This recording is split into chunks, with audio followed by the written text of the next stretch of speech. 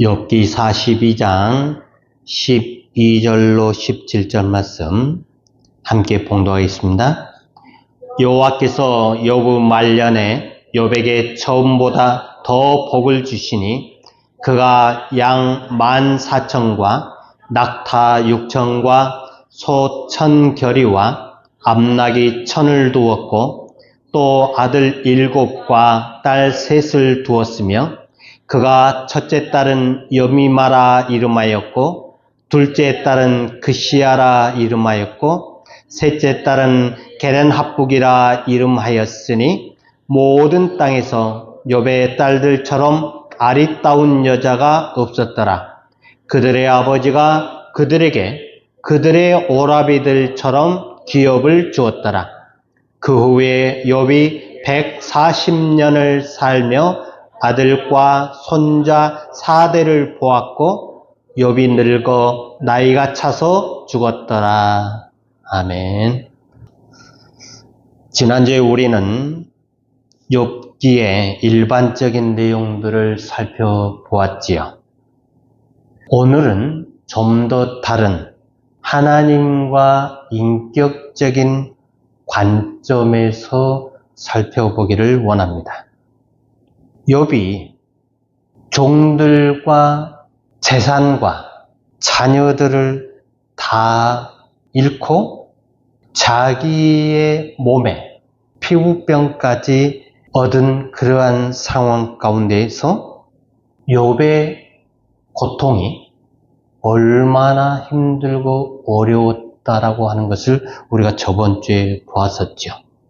그럼에도 불구하고 욥이 그 고통을 당하면서도 하나님 앞에 욕을 하지 아니했다.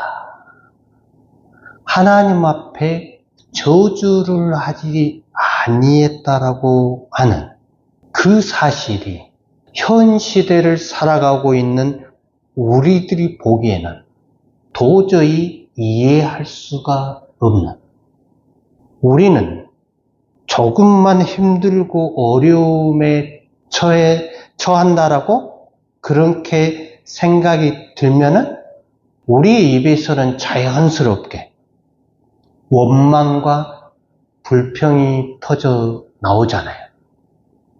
그리고 사람들 앞에 저주를 하고 하나님을 향해서도 우리는 원망을 하잖아요. 어떻게 욥이 고난을 당하면서 하나님 앞에서 죄를 범하지 않으려고 그렇게 몸부림을 쳤을까? 모든 것을 잃어버린 상황 아닌가요? 특이한 점이 하나 있어요. 뭐냐면은 욥기서 2장 11절에 보면은 이 모든 재앙이 그에게 내렸다함을 듣고 그들이 슬퍼하였다. 그들이라고 하는 것은 이웃을 이야기하고 있죠. 욥의 친구들이 욥의 그 고통을 보고 슬퍼하고 위로를 했다라고 하는 거예요. 물론 그들의 말 속에는 위로하는 말도 있지만은 욥의 그 잘못에 대해서도 지적하는 그러한 부분들도 있지요. 근데 정작 욥에게 고통을 가한 사탄이나 간접적으로 욥에게 고통을 허락하신 하나님은 욥기서 1장부터 37장까지 보면은 한마디도 나오지 않다라고 하는 거예요. 욥의 고통을 슬퍼하거나 위로를 해주지 않고 있다라고 하는 거예요. 이 욥기서의 저자는 아마도 하나님은 시험하시는 분 같고 인간은 그 시험에서, 하나님이 시험하는 그 시험에서 원망하지 아니하고 잘 견디고 이겨내는 것, 그것을 가리켜서 신앙이라고 말을 하고 싶지 않았나라고 하는 생각이 들 정도로 억울하게 고통을 당하면서도 하나님을 원망하지 않는 것이 신앙이고 그게 믿음이다라고 이야기하고 싶었는지도 모르지요. 흥미로운 점은 재산과 이웃이 죽어나갈 때 그 이웃은 종들과 자녀들을 이야기하겠죠. 욥이 하나님 앞에 이야기했던 것은 주신 분이 하나님이시고 취하시는 분도 하나님이시기 때문에 그 하나님을 찬양하는 욥의 모습을 보고 있어요. 이것을 보면은 다른 사람이 당하는 고통이나 아픔, 죽음이라고 하는 것을 욥이라고 하는 사람을 통해서 믿음으로 하나님 앞에 감사하고 찬양으로 나아갈 수 있지 않나라고 하는 그러한 의미를 줄 수도 있다라고 하는 거예요. 그런데 문제는 자신의 몸이 피부병으로 발바닥부터 머리끝까지 완전히 어떻게 할 수 없는 그 피부병에 걸려서 괴로움을 당하게 되니까 하나님을 향해서 원망하기 시작을 했다라고 하는 것입니다. 자기 말고 자기 외의 모든 것이 죽어가는 그러한 상황 가운데서도 욥이 자기의 재산과 심지어 자식까지도 죽어갔음에도 불구하고 욥이 하나님을 향해서 원망하지 아니했지만 자기의 몸이 아작이 나니까 그때는 하나님을 향해서 원망을 했다. 이거는 인간이 철저하게 육신적인 존재라고 하는 그 사실을 반영을 해주고 있지요. 욥의 그 고통이 얼마나 힘들었으면 그렇게 했을까? 원망하는 것이, 하나님 앞에 원망하는 것이 욥에게 있어서는 정말로 할 수 없는 일들이었어요. 그럼에도 불구하고 자기의 몸이 힘들어하니까 하나님을 향해서 원망을 했다. 이게 왜 가능하냐면 고대 사회에서는 자기의 입으로 토설하는 그 자체가 굉장히 중요한 의미를 가지고 있어요.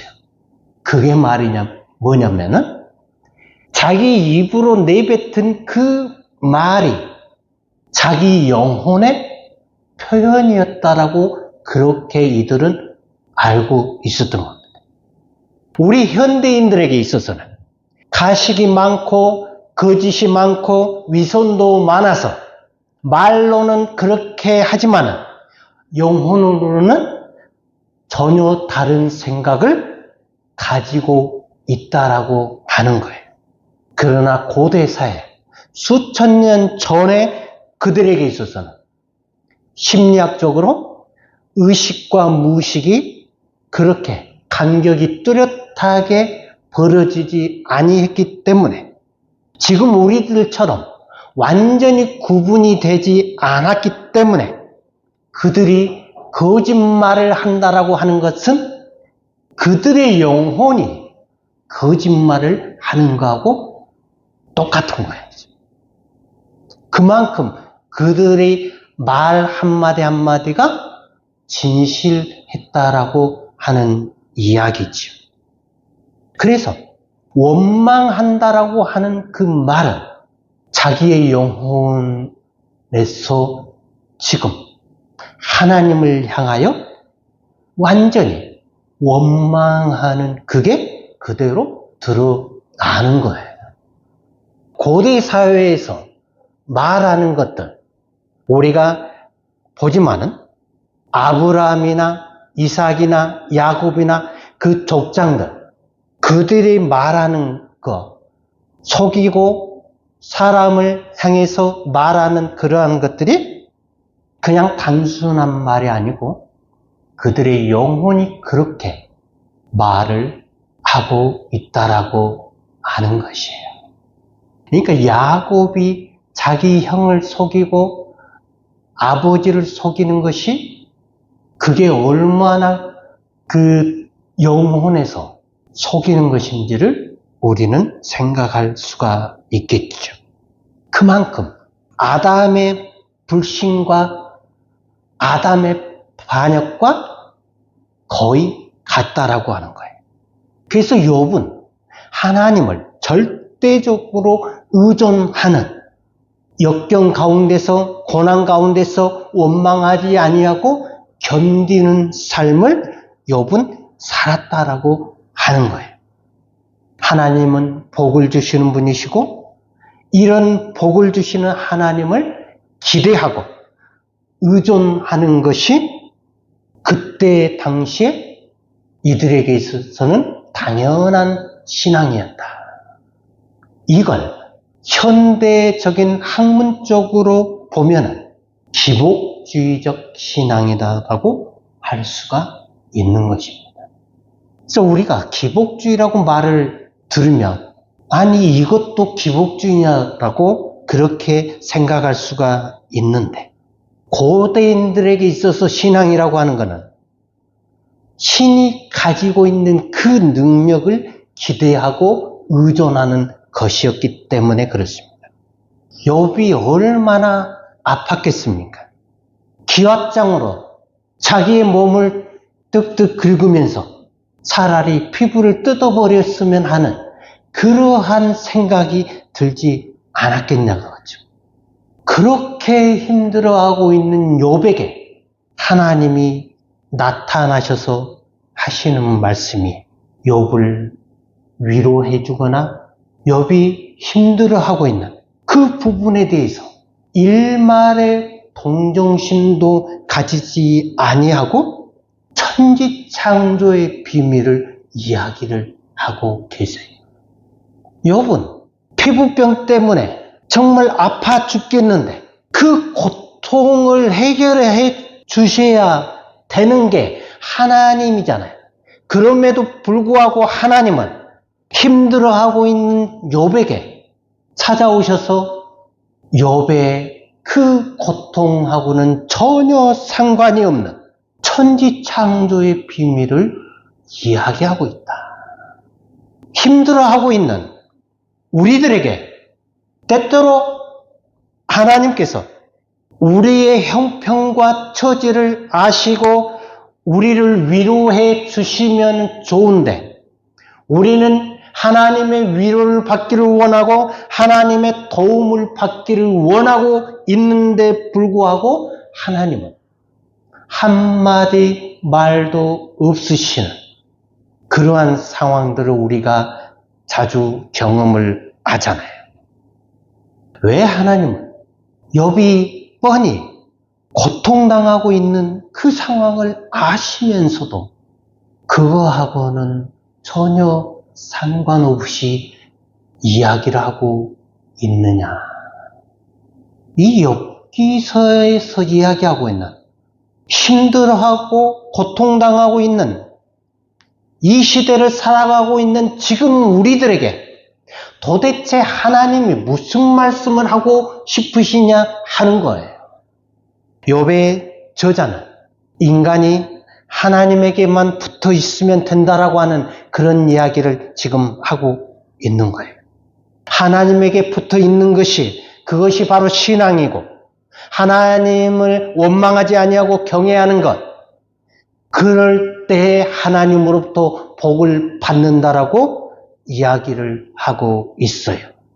오늘 본문에 보면은 하나님으로부터 욥이 받은 복이 소와 양과 낙타와 암나귀가 그 전에 받았던 그것의 2배의 축복을 받은 것을 보게 되지요.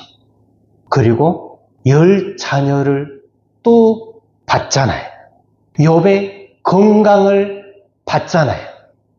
그래서 욥이 140년을 더 살잖아요.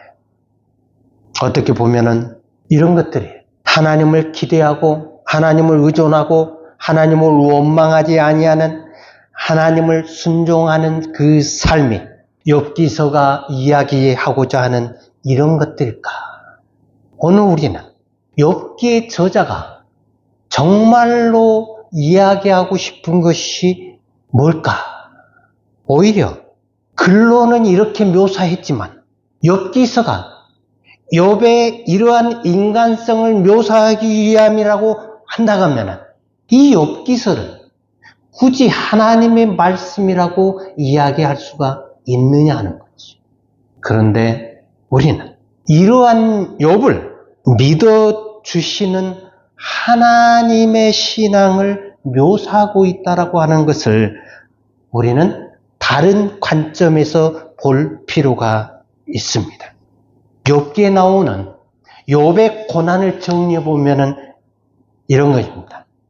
욥이 하나님에 대한 그 마음, 이것이 욥기서에는 그대로 묘사가 되어 있지요. 그러면서 불신과 원망과 고난 가운데에서도 그 당하는 질고와 고통과 통증과 정신적인 해석들을 하고 있는 그 욥을 향한 하나님의 마음이 중요하다는 사실을 우리에게 이야기하고 있다라고 하는 겁니다. 이런 욥에게 하나님이 무슨 말씀을 하셨는가를 우리가 다시 한번 보기를 원합니다. 갑자기 왜 천지창조를 말씀하시는가 하는 것이죠. 이 천지창조의 비밀은 우리 하나님이 천사들에게도 하지 않는, 사탄에게도 하지 않는, 오로지 욥 한 사람에게만 하실 수 있는 말씀이신 것입니다. 즉 하나님은 하나님 자신에게만 천지창조의 비밀을 설파하고 소개하고 설명하실 수 있는 그러한 것이다라고 하는 겁니다. 이런 하나님의 마음이 고스란히 욥에게 있다라고 하는 거예요.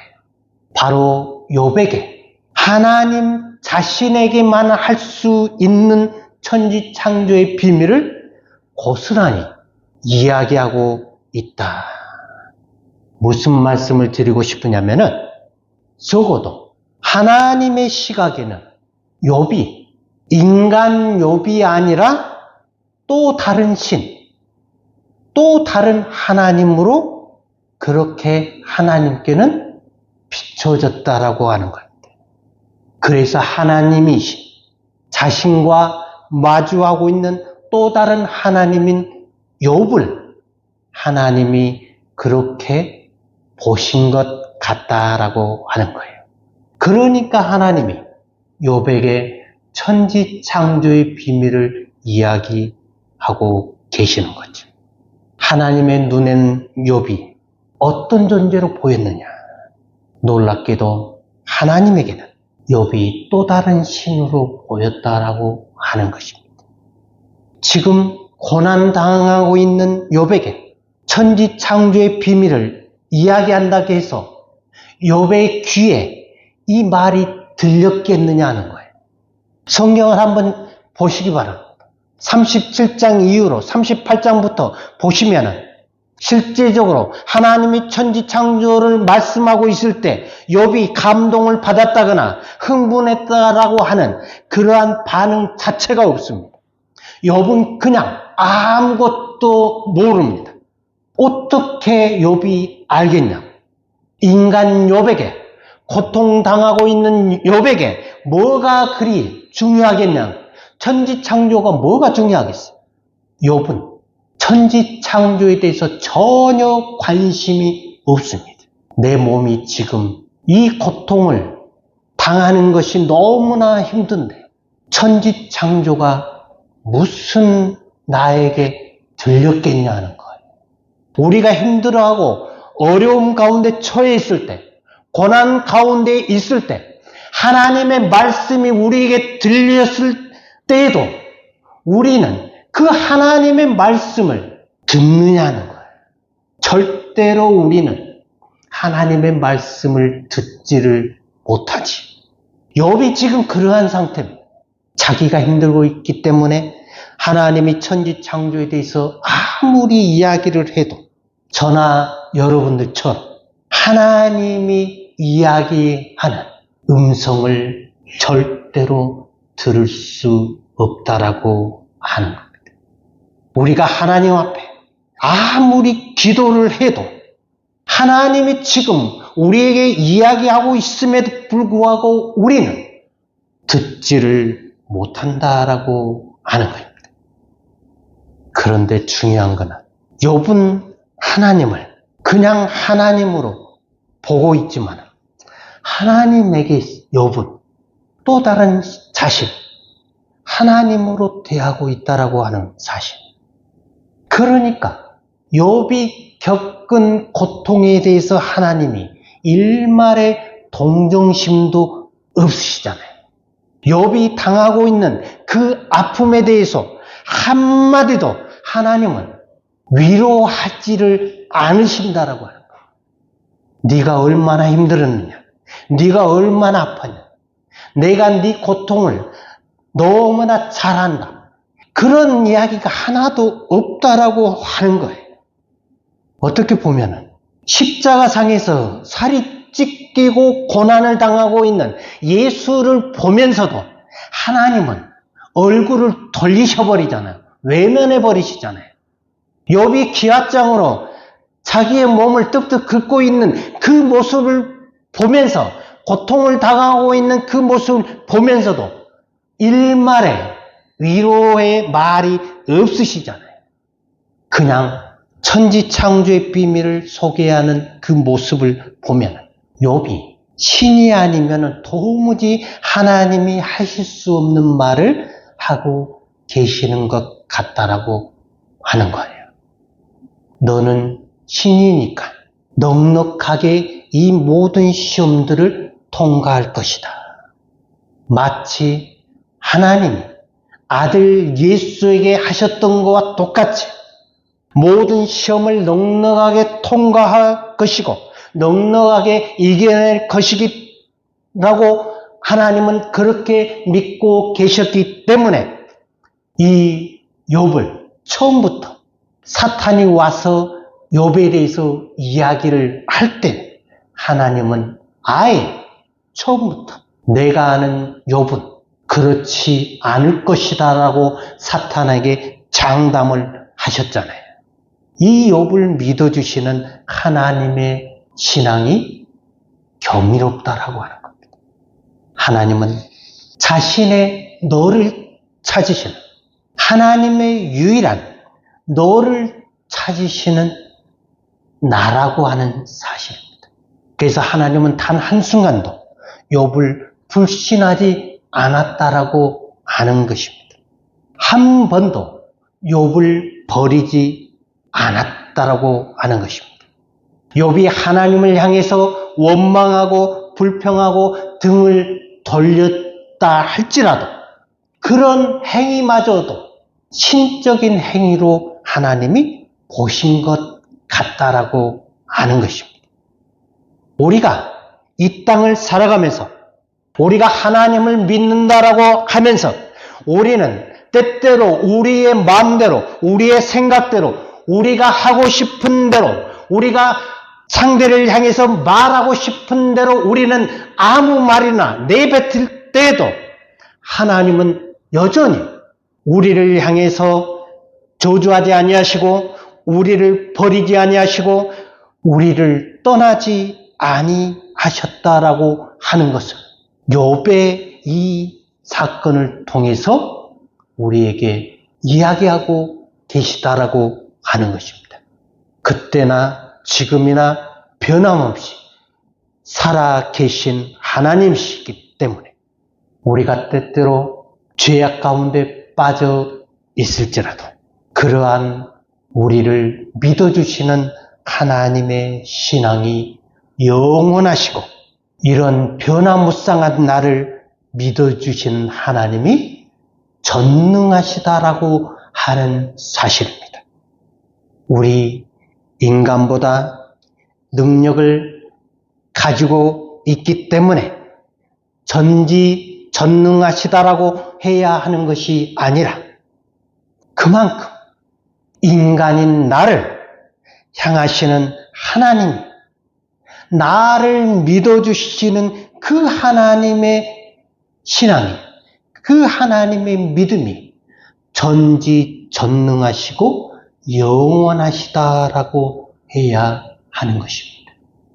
그래서 우리는 이 땅을 살아갈 때 그 하나님이 우리를 향해서 변함없으시기 때문에 우리는 하나님 앞에 나아가야 된다라고 하는 것입니다.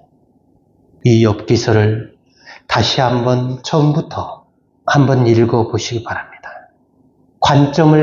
하나님의 관점에서 이것을 다시 한번 읽어보시고, 그리고 나를 향한 하나님이 가지고 계신 그 믿음이 어떠한지, 그래서 우리는 하나님이 가지고 있는 외적인 그러한 것들, 전지하고 전능하시고 무소부재하시고 그러한 모든 것들, 그것이 우리에게 필요한 것이 아니라 우리를 믿어주시는 하나님 자신, 오직 하나님만이 우리가 구할 수 있는 유일한 믿음이라고 하는 사실을 기억하시기를 바랍니다. 기도하겠습니다.